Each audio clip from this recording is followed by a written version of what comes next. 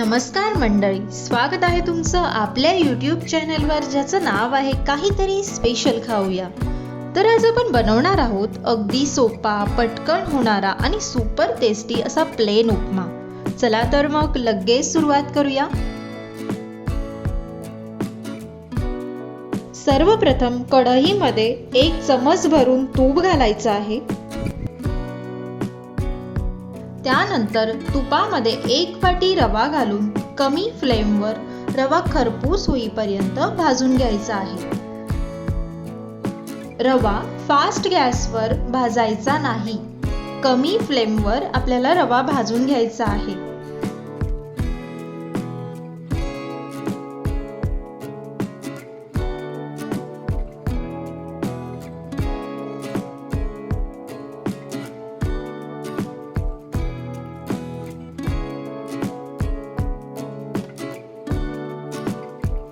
जवळपास 6-7 मिनिट झालेले आहेत. रवा भाजला गेला आहे. आपण आता तो प्लेटमध्ये काढून घेऊया. त्यानंतर प्लेन उपम्याला फोडणी कशी द्यायची ते पाहूया. सर्वप्रथम कढईमध्ये 2 चमच भरून तूप घालूया. तूप थोडं गरम झालं की तुपामध्ये पाव चमच मोहरी, पाव चमच जिरे घालायचे आहेत. त्यानंतर कढीपत्ता आणि मिरची घालून थोडं परतून घेऊया.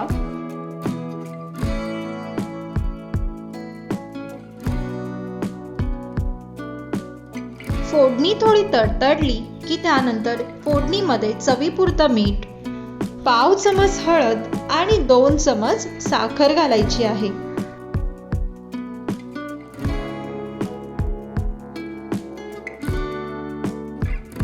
साखर घातल्यानंतर थोडं परतून घेऊया आणि फोडणीमध्ये भाजलेला रवा घालूया.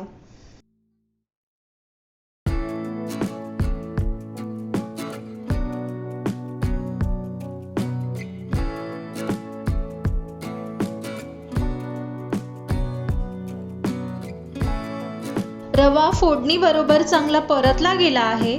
आपण आता रव्यामध्ये गरम पाणी घालायचं आहे. गॅसची फ्लेम ही कमीच ठेवायची आहे. कमी फ्लेमवर आपल्याला रवा शिजवून घ्यायचा आहे.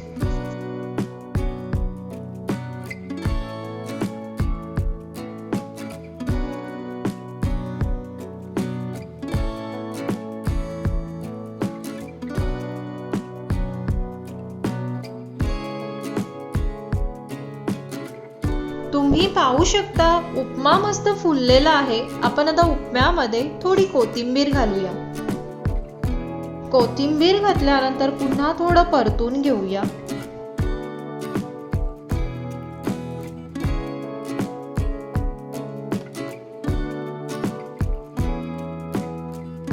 त्यानंतर उपम्यामध्ये 1 चमच तूप आणि 1 चमच साखर घालायची आहे. वरून तूप आणि साखर घातल्याने उपम्याला खूप जबरदस्त टेस्ट येते. खूप कमी साहित्यामध्ये स्वादिष्ट, चविष्ट असा उपमा तयार होतो आणि हा उपमा लहान मुलांना देखील खूप आवडतो.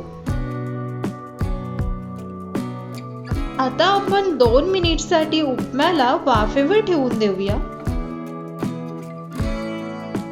2 मिनिट झालेले आहेत. आपण आता झाकण काढून घेऊया. आपला उपमा तयार झाला आहे. गॅस आपण आता बंद करूया.